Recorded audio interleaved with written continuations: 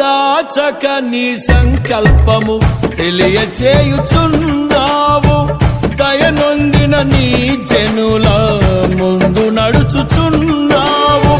దాటి వెళ్ళని కరుణామూర్తివై మనవి ఆలకించావు. దీర్ఘశాంతము గలవాడవై దీవించువాడవు. నీ దీవెన పరిమళ సువాసన, నీ ఘనతే స్థిరమైన సంపద. నీ దీవెన పరిమళ సువాసన, నీ ఘనతే స్థిరమైన సంపద.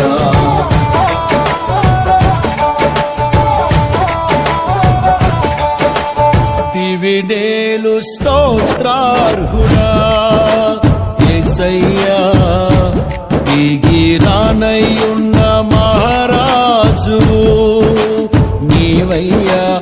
మొదటి వాడవు కడపటి వాడవు, యుగ యుగములలో